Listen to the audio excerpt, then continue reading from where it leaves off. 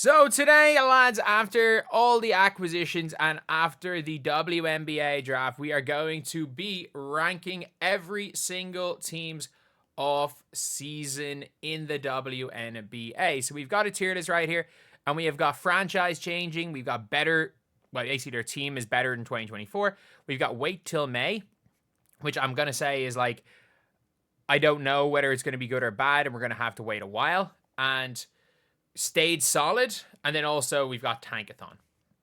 So the first team up, obviously the Valkyries are not on this tier list because it's an old tier list. I think when it comes to the Valkyries, they're in Tankathon. They're in Tankathon. I think I actually did as good a job as they could, given the fact no one wanted to join in free agency. But you're looking at the Atlanta Dream. You keep Naz Hillman. You lose Holly Winterburn gets hurt. You lose Tina Charles, but you keep Ryan Howard. You lose Ileana Rupert in the expansion draft, who didn't make your team. You bring in Bree Jones. You bring in Brittany Griner. So you get two big centers and you have some shooting. So it's going to be really interesting. And you bring in a great bench player in Walker Kimbrough as well.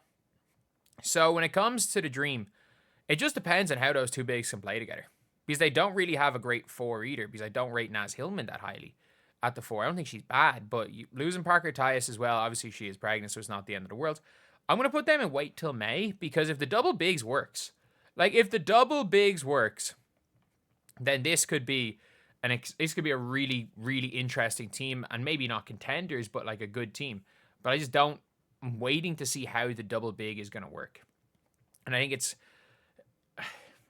dangerous to predict a double big lineup working in 2025. So then we have got the Chicago Sky. And the Chicago Sky roster, losing Kennedy Carter is huge. I mean this, like losing Kennedy Carter is a major, major bad thing. If we can be honest here, like it's better to have Kennedy Carter than not have Kennedy Carter if you're a basketball team in most situations. So they took a long-term prospect in Aisha Siuka. They took Maddie Westbeld might make the team. Koulibaly, I don't see making the team. They've 20 players for training camp. I don't see Westbeld. Westbeld might make the team, but she's competing with Morgan Birch to make the team. They got Courtney Vandersloot in, who is a true point guard, who's going to help get the ball into Camilla and Angel, and they're going to see what happens there. Ariel Atkins is a great addition, someone that I think makes any team better, and a person that, if the Fever were going to lose Aaliyah Boston, I really wanted the Fever to try get. I actually really wanted the Fever to try get her anyway.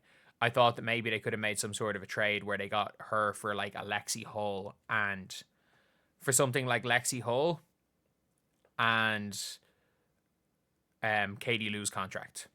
If you could make some sort of deal, that trade plus maybe pick 19. But no, obviously nothing happened there. But for the Chicago Sky, definitely better in 2024. Like, I think they're going to be in with a shout and make the playoffs. I know they were last year, but like they were 13 and 27, or were they 12 and 28 last year? I think they might have been 12 and 28 last year.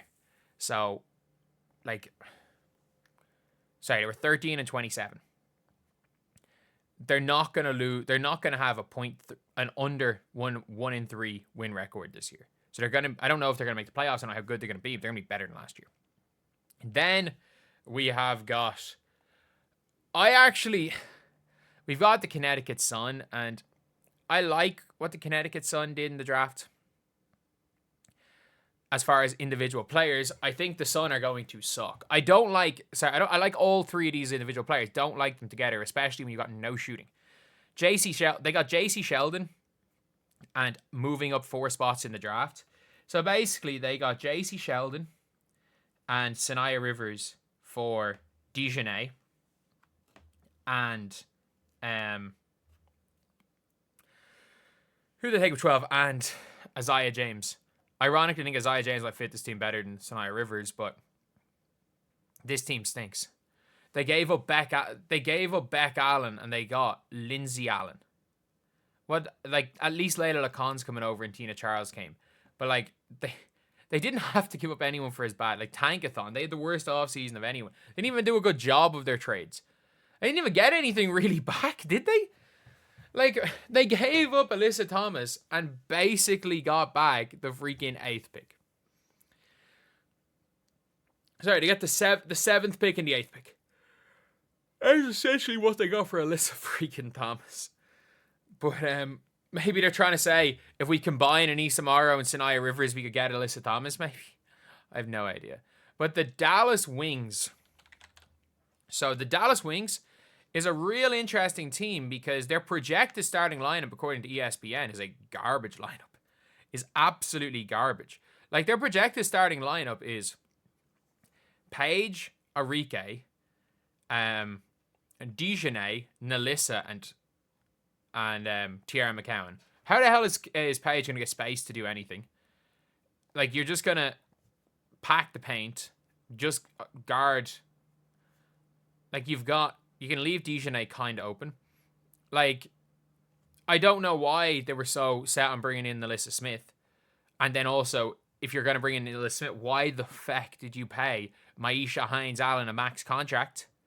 Why are you giving somebody who last season gave very little for the Lynx, but was, in fairness, was pretty good for the Mystics before that, but like gave her up or gave her a near max contract? Like, her agent deserves all the credit in the world. That's all I'm gonna say. But if we're being honest here, with the Wings, they're not, like, I just don't see them as this really high quality team. Like, they gave Maisha. Why would you give half your team are power forwards, and barely any of your team can shoot? Like, I'm gonna say stayed put instead of say solid. Stayed put. Like, I understand the Wings, and in the draft, they just drafted everyone who they drafted plays the same freaking position. They drafted 4 shooting guards. Stayed put, and I mean stayed put as in this team is not very good. This team is not structured well at all, and I feel bad for Paige Bueckers going to a team structured like this.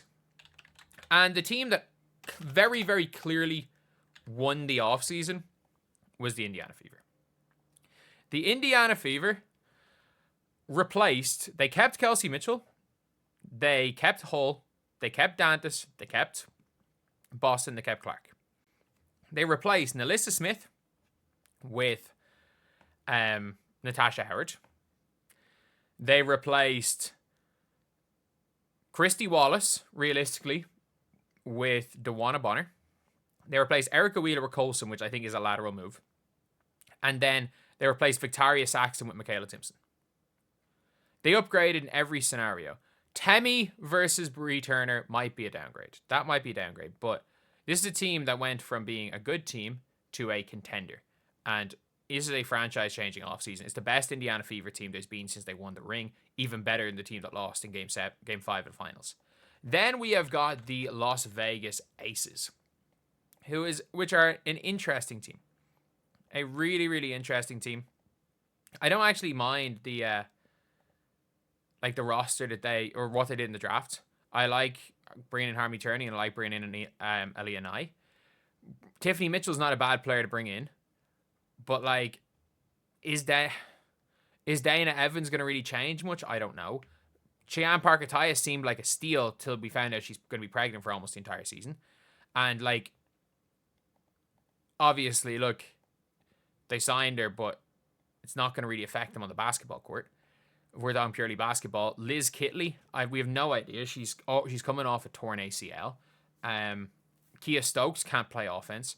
Chelsea Gray, as good as she was on arrival, she still can't really run.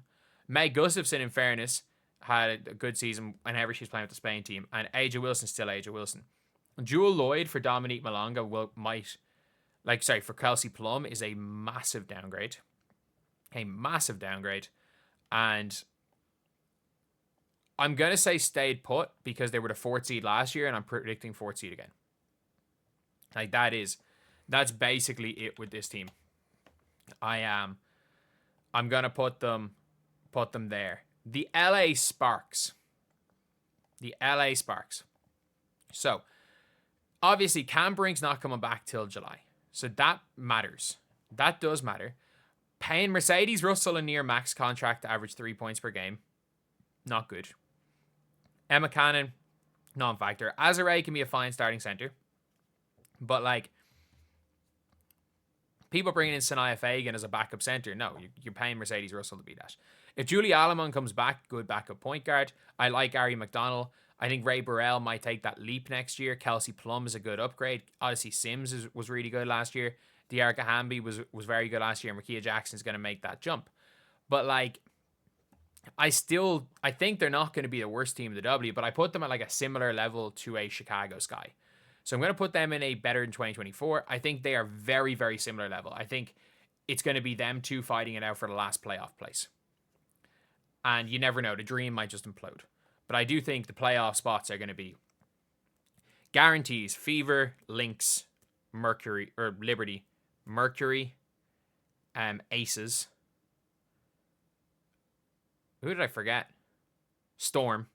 So that's the guaranteed 6. And then between the Dream, Sky, and Sparks, I think 2 of those 3 are going to make it. You never know. There might be just some random team that ends up doing pretty well. But for the Minnesota Lynx, they had an offseason that doesn't seem to be the greatest, like, on paper. So basically, they replaced Maisha Hines-Allen with Badian. They got drafted Anastasia Kosu, is the only one that that could make the team. You hope Diamond Miller's got better. They re-signed Heidemann, and they replaced Chechi Zandalasini with Carly Samuelson, which I think is a lateral move. Grace Berger is a decent player to bring in. I do think she could be better than Heidemann for this team.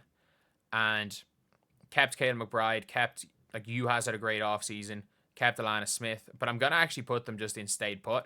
Like, I don't think they got better. I don't think they got worse.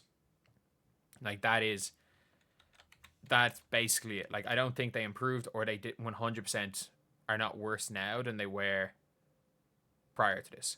So then we've got the New York Liberty, who in the draft, they're not going to bring in any of these draft players, but they brought in, so they're losing Benijah Laney-Hamilton for almost the entire year, but they brought in Tash Cloud. They brought in Cloud. They brought in Izzy Harrison. They brought in Maureen Johannes. So Maureen Johannes is replacing Sloot. I think Johannes is better than Sloot, especially off the bench. Laney-Hamilton versus Cloud, I think, is lateral. Is a lateral move. And Izzy Harrison coming in, I think.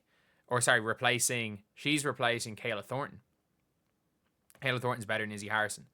So the Liberty were the best team in the WNBA last season by record, and they won the championship. Niara, I think, is going to have a big leap. I do think Phoebe is going to average 12, 13 points per game next year. Like, if we look at her in the finals, 17, obviously she had a 3-point game, but then 13, was it 13, 19, 13? And she hit one of the biggest shots in game 5.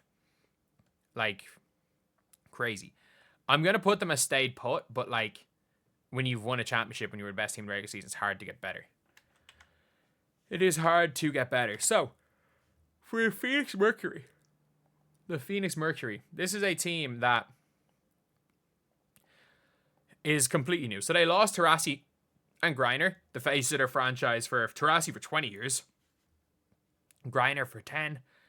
They brought in Satu. They have Kelia Copper, who's still elite. They brought in Uzun. They kept Celeste Taylor. They brought in Kalani Brown for some hype. They have Alyssa Thomas. Sammy Whitcomb is a veteran presence. Laxa can shoot the ball. Like, this is a big 3, and I don't know what else. I think the big 3 is going to get them into the playoffs. And it's a better big 3 than last year's big 3. But, like, if you look at last year's team, genuinely, if you look at last year's team, they had Beck Allen starting to start the year. Like, obviously, Copper is one of the best players in the world. But they had Sophie Cunningham there last year. I mean, they still have Natasha Mack. They've still got some players, I guess. I'll go wait till May. Like, I have no idea. Nate Tibbetts, I really rate as a coach, but I've just got no idea. I have absolutely no idea. It's a wait till May job. So for the Seattle Storm are the winners of the draft. They got Serena Sundell, who will probably come in and back up Skylar Diggins from day one, maybe. Jordan Horston tore ACL, which isn't ideal. So I'm looking at this team. So who's going to make the team? So Katie Lou's going to make the team. So 1, 2, 3, 4, 5, maybe 5, 5, 6, 7, 8. So these are the guarantees to make the team. Lexi Brown will make the team depending on her health. Erica Wheeler will probably make the team. Or Malonga is definitely going to make the team. And I would assume Sundell's going to make the team. But this is a team that's very interesting because you've got a really good starting 5. Like Skylar Diggins the 1.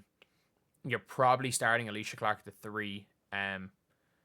Gabby Williams the 2. And at the power forward, NECA center, Ezzy Magbagor. So a really good starting 5. And in a bench lineup, you've got Sundell playing the backup 1, who I think is better than Erica Wheeler. You've got Dominique Malonga. You got Leah Rue. The two of them can kind of space the floor a little bit. Like, I've seen Leah Rue shooting the ball overseas. She's getting a bit better. Katie Lou's not a terrible bench player. So, like, they've got a little bit going. I don't think they're contenders. And I don't know. I actually think addition by subtraction, just getting rid of Jewel Lloyd. I'm going to say stay put because 5th seed is a fair assumption again for them this year. And I think they might actually get better. Like, if Jordan Horston was healthy, I would have them there in addition by subtraction. But you just never know. So, when it comes to the Washington Mystics, they went into the offseason. They traded Ariel Atkins. They traded Carly Samuelson. They traded... Was that it? Because they traded Maisha Hines-Allen during last season. And they're now a very young team outside of Sykes and Dolson. They're an extremely, extremely young team. So they obviously have a bunch of rookies with, ironically, Georgia Amor. I don't understand why people are saying Georgia Amor is going to start at the point guard position. She is 5'5", did not make the Australian national team. Like, and you've got Jade Melbourne, who is like legit 5'11", 6 foot, is the starting point guard for the Australian national team, and oh yeah, is younger than Georgia Amor. She's a year and a half younger than Amor, is already better than Georgia Amor. But because Georgia Amor, you know, did a super senior year and cooked in college, everyone's like, Georgia Amor's guaranteed to start. I would be shocked if Georgia Amor starts with Washington Mystics this year. That's Jade Melbourne's spot to lose. But I like Sika Kone, I like Jade Melbourne, but in the offseason, they're in the tankathon. They are in the tankathon. Like, no ifs, ands, or buts about it. This team is trying to tank. They traded away a lot of their talent for tanking. I wouldn't be surprised if they trade before the deadline, if they trade Sykes and Dolson, if they're waiting for a team to get desperate to trade the two of them.